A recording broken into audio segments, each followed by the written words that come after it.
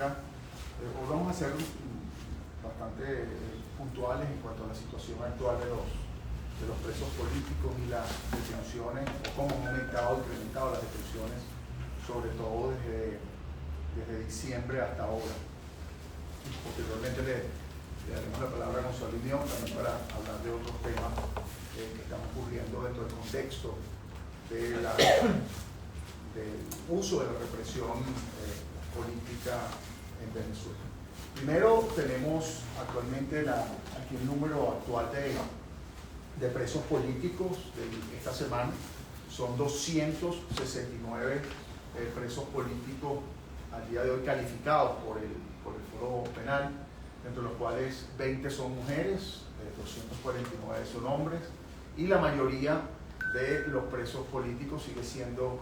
del sector militar. Otro punto importante a considerar es que estamos hablando de solo desde el año 2014, ya estamos hablando de casi 16.000 personas que han pasado por la prisión política o dentro del contexto político o la detención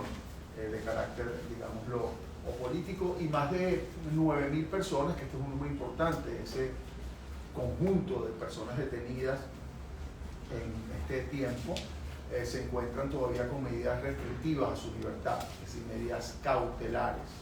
entre ellas prohibición de salir del país, presentación ante un tribunal, y en cualquier caso se encuentra con el proceso judicial pendiente. Y eso es importante porque obviamente esas personas también entran dentro del esquema de, digamos, no de detención política, pero sí de restricciones a su libertad. Ahora bien, esto creo que es importante considerarlo. Recuerden que en diciembre, producto de algunas negociaciones, entiendo relacionadas con la oposición o digámoslo con el gobierno, estas negociaciones, estas conversaciones que se realizaron, se liberaron o excarcelaron más bien 20 presos políticos en Venezuela. Vamos a referirnos al número que así se hizo referencia, con algunas diferencias pues en cuanto a que algunos habían sido liberados previamente, etc. Pero tomando en cuenta ese número que salió publicado, fueron 20 personas excarceladas, además de 10 ciudadanos de nacionalidad americana que fueron, llamémoslo así, liberados, pero deportados a los Estados Unidos. Ahora bien, al día de hoy, desde ese momento, y esto hablando de lo que hemos denominado la puerta giratoria, 15 personas han sido detenidas por motivos políticos desde esa época hasta ahora. Repito, de estas 15 personas, al día de hoy, componen algunos el número 269 presos políticos. Hay por lo menos 2 personas que fueron detenidas y posteriormente ya liberadas en un transcurso de tiempo, pero a todo evento quiero decir que se sigue produciendo lo que hemos denominado el efecto puerta giratoria, que definitivamente pues es importante, y lo hemos llamado como una estrategia, digámoslo así, de intimidación o de control a través de la represión política, las detenciones con fines políticos. Recientemente, y con esto concluyo esta primera parte para darle la palabra a Gonzalo Imión, vicepresidente del Foro Penal, sobre otros temas, hay una circunstancia nueva dentro de de este esquema o de esta sistematicidad en la detención con fines políticos, que se abrió una nueva prisión en Venezuela, una nueva prisión en la cual ha habido mucha preocupación de familiares por la falta de acceso y ciertas, digamos, situaciones que se están planteando, que los familiares han venido de alguna manera refiriéndose, incluso denunciando ante la Fiscalía de Derechos Humanos, que creo que requieren atención, que es el Rodeo 1. Rodeo 1 ya era una cárcel que existía desde hace mucho tiempo, pero quiero aclarar que no es el mismo Rodeo 1, o sea, no son las mismas instalaciones del Rodeo 1 conocido desde hace mucho tiempo en Venezuela, que se encuentra pues por la zona de Guarenas, particularmente Guarenas Guatire, y que definitivamente es una cárcel que está, pues, pareciera una instalación construida para personas presas con fines políticos. Sobre todo los hombres, si no diría todos o la gran mayoría de las personas que se encuentran en la Dirección General de Contrainteligencia Militar en Boleíta fueron trasladados al Rodeo 1. Ahí se encuentran personas como, por ejemplo, Igber Marín Chaparro, militar, que ya lleva, pues, un tiempo importante como preso político, fue trasladado allí. También se encuentra Alejandro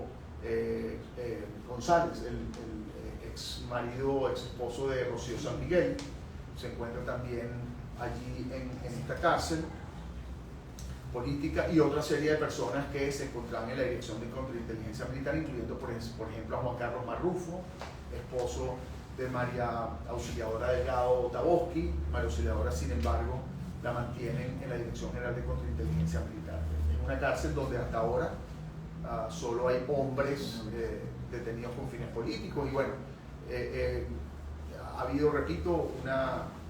hay preocupación de los familiares en cuanto a esa cárcel por digamos, el acceso un poco restringido, limitado, y ciertas situaciones que se están planteando. Pero quiero dejarles la palabra a Gonzalo Inés. Bueno, muy buenos días. Gonzalo Hino Santomé, director vicepresidente de Foro Penal. Quiero especialmente referirme a la muy elevada preocupación que nos genera la que en este momento está siendo discutida la ley contra el fascismo, como se ha denominado comúnmente, o esta ley que está supuestamente dirigida a combatir diferentes modalidades de lo que el poder interpreta o conoce como fascismo. Y lo quiero hacer desde el punto de vista estrictamente técnico, y sobre la base de que la única información que los ciudadanos tenemos a nuestra disposición es la que se ha filtrado a través de medios de comunicación, incluso a través de redes sociales, porque en este momento, siendo las 11:22 de la mañana del día de hoy, uno entra en la página de la Asamblea Nacional y no encuentra el texto de ese proyecto de ley para hacer comentarios técnicos, lo repito, desde el punto de vista correcto y cabal. Sin embargo, de lo que se ha podido conocer, hay varias precisiones que quiero hacer. Lo primero que uno aprende cuando estudia Derecho Penal es que la formulación de delitos de tipos penales está sometido o está sometida a la más absoluta legalidad, al principio de la más estricta legalidad. Esto implica, entre otras cosas, que, por ejemplo, los delitos que vayan a ser entendidos como tales en un país determinado solamente pueden estar contenidos en leyes en sentido formal, en los términos que lo pauta el artículo 202 de nuestra Constitución, y quiere decir además que la ley tiene que ser absoluta y completamente precisa, concreta, es decir, tiene que marcar la línea hacia el ciudadano común, marcar la línea, lo repito, entre lo que está prohibido y lo que está permitido de manera clara. De lo que hemos podido conocer de este proyecto de ley, además de el carácter, por lo menos en principio, absolutamente ideologizado de su formulación, que ya de por sí es cuestionable, hemos visto que los tipos penales y las disposiciones sancionatorias que se conciben dentro de esta formulación legal, dentro de esta ley contra el fascismo, son disposiciones sancionatorias o tipos penales que no cumplen con esta garantía de la concreción, la precisión, la certeza que emana del principio de la legalidad, que está contenido, por cierto, en nuestra Carta Magna, en nuestra Constitución. De lo que hemos podido ver son tipos penales sumamente difusos, extremadamente amplios, y todos ellos sujetos a la más amplia interpretación, a la más absoluta discrecionalidad del intérprete para su aplicación, lo que hace difusa la posibilidad de entender qué es lo que se prohíbe y qué es lo que no se prohíbe. Esto puede dar pie a arbitrariedades muy grandes, puede dar pie a situaciones en las que sea el criterio subjetivo de una persona que interpreta la ley, que no la ley misma ni el interés público, el interés colectivo, el que defina si una persona está cometiendo delito o no, y esto puede prestarse a gravísimas tergiversaciones, lo cual, por cierto, ya ha pasado, y esto es importante destacar. Cuando se promulgó a través de un decreto ley la conocida comúnmente como la ley contra el odio, también se incluyó en la misma falla técnica legislativa, incluyendo en esa normativa tipos penales difusos, amplios, sumamente abiertos a la interpretación, que por supuesto permitían incluir dentro de la categoría de delito a casi cualquier conducta que le resultase incómoda desde el punto de vista subjetivo a tal o cual persona, lo cual es absolutamente contrario a cualquier ejercicio de derecho penal garantista y moderno. Y la consecuencia de eso es que, aquí tengo la lista, al día de hoy, desde 2018, 79 personas han sido criminalizadas en uso de esta ley contra el odio.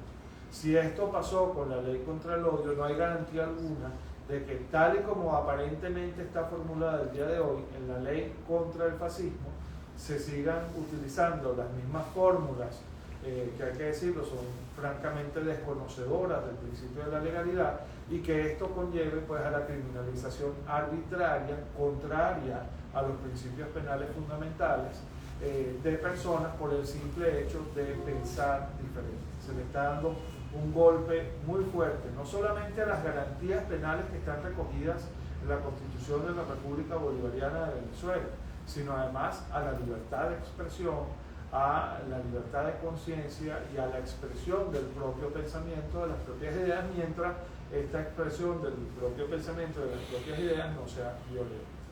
Yo hago un llamado primero a la Asamblea Nacional a publicar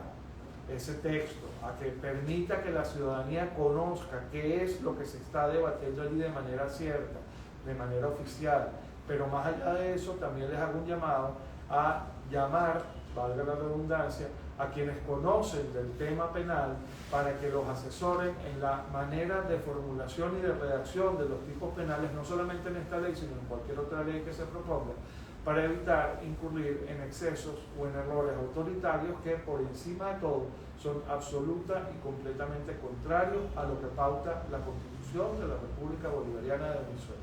El principio de la estricta legalidad penal está previsto en el artículo 49 de nuestra Constitución. De él derivan toda una serie de garantías que deben respetarse cada vez que un legislador tenga en la cabeza la redacción de un tipo penal. Un tipo penal que constituya una vasija que se pueda llenar con básicamente cualquier contenido es un tipo penal mal hecho. Es un tipo penal que no sirve a las expectativas del colectivo y es un tipo penal que no debería estar contenido en ninguna ley, en ningún cuerpo normativo. En consecuencia, hacemos este llamado a revisar primero bien qué es lo que se está haciendo, para qué se está haciendo y cómo se está haciendo, pero por encima de todo a permitir que las personas que saben verdaderamente de esto, los técnicos, los peritos en las ciencias penales, que son los que verdaderamente pueden aconsejar a cualquier legislador sobre cómo se hace o no se hace, cómo se elabora o no se elabora un tipo penal, para que contribuyan con esto en todo caso, si todavía es que persiste el intento o el impulso de promulgar esta ley, a que las disposiciones que estén allí contenidas, que tengan carácter penal, sean disposiciones correctamente elaboradas y que no sean disposiciones que permitan básicamente perseguir a cualquiera por cualquier razón, al margen de la ley, al margen de la Constitución, y al margen de lo que disponen los tratados internacionales suscritos y ratificados por Venezuela. Eso es básicamente. Sí, yo quería aclarar que dentro de los 15 estas personas que hablamos detenidas desde diciembre, y que algunos, al menos 2, han sido ya excarcelados, no se incluyen 6 personas que entendemos por declaraciones públicas que se encuentran en la embajada de Argentina, del equipo del partido 20 Venezuela, ¿no? Entonces, claro, obviamente técnicamente estamos evaluando, porque ha habido interpretaciones del grupo de detenciones arbitrarias de la ONU, que personas que están en una embajada, digamos, de alguna forma confinada, entran dentro del bloque, digámoslo así, de privaciones de libertad o detenciones arbitrarias. Sin embargo, quiero decir que si incluyéramos a ellos, estaríamos hablando de 21 personas que de alguna manera han sido perseguidas y se encuentran restringidas o privadas de su libertad. Entonces, sobre ese caso precisamente, se habló de un salvoconducto. ¿Sabe algo si se va a dar? ¿Qué destino podrían tener estos colaboradores del Comando de 20 Venezuela? Aprovechando eso, ¿qué es un salvoconducto? ¿Para qué sirve? O sea, la pregunta de Daniel y también aclarar eso. Sí, el salvoconducto es una medida, un instrumento, digamos así, a los efectos de poder a las personas salir del país, es decir, que se le permita la salida a los efectos de que no sea privada de libertad. El salvoconducto es una garantía de que en el momento que salen del lugar donde se encuentran el día de hoy protegidas o refugiadas, no vayan a ser privadas de libertad o no se ejecute, digamos, la orden de captura que las personas tienen en su contra y puedan pues, salir del país. El salvoconducto es esa libertad, esa posibilidad de que tengan libertad de tránsito hacia el lugar donde pueden salir del país. ¿Sabe el estatus ya que hizo referencia de estas personas? No tenemos conocimiento del estatus de esas personas, solo en principio la información pública y obviamente siempre al foro penal acuden familiares un poco para pedir apoyo, pedir asistencia. Sin embargo, repito, estas personas se encuentran en una embajada y no están sometidas, al menos en principio, formalmente a un proceso judicial, sino lo que sabemos que presuntamente tienen órdenes de captura y por eso se encuentran en la embajada. En ese sentido, quiero, ya que me haces un poco la pregunta y no quiero profundizar los elementos técnicos, digámoslo, pero hay una decisión del Grupo de Detenciones Arbitrarias de la Organización de Naciones Unidas relacionada, por cierto, con Julian Assange, que es persona famosa por ser el director, el que llevaba Wikileaks, que se decidió por haber estado en la Embajada de Ecuador y no le permitían precisamente esa posibilidad de salir de la Embajada, el gobierno del Reino Unido particularmente, se consideró que esa era una detención arbitraria y se incluyó y se consideró como detención arbitraria. En ese sentido, unas personas en una embajada que si no en el caso que no se les permita el salvoconducto, repito, no tenemos información, y tenemos información en que efectivamente se les va a dar. Una persona que entra en una embajada y está sometida a un proceso, digámoslo, de persecución política y que hay un contexto político detrás, puede considerarse esa como detención arbitraria. Pero hasta ahora no lo podemos calificar técnicamente porque obviamente no se ha definido si le van a dar el salvoconducto. ¿Cómo califican ustedes la ley que se aprobó ayer, la ley antifascista? Bueno, un poco, entiendo, se aprobó en primera discusión. Como les decía al principio de mi exposición, es difícil calificarla porque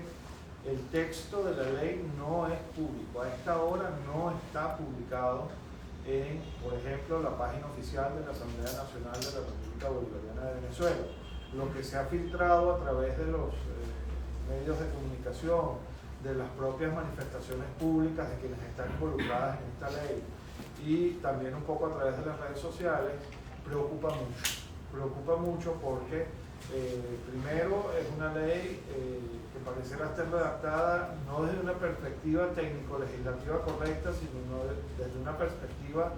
de un ideólogo político que está buscando obtener beneficios o cumplir objetivos políticos con la redacción de una ley, lo cual es contrario al sentir colectivo y lo cual es contrario al espíritu más elemental de cualquier norma. Pero además de eso, de la revisión que por lo menos yo pude hacer de las disposiciones sancionatorias y las que contienen delitos,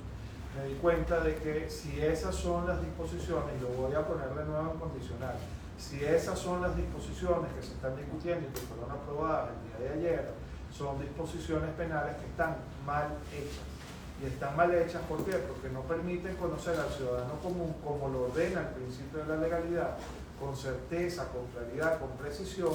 qué es lo que está prohibido y qué es lo que no está prohibido. Están utilizándose en la redacción de esos tipos penales, lo decía antes, palabras que son una especie de vasijas en las que cabe cualquier contenido dependiendo de quién interprete esa palabra.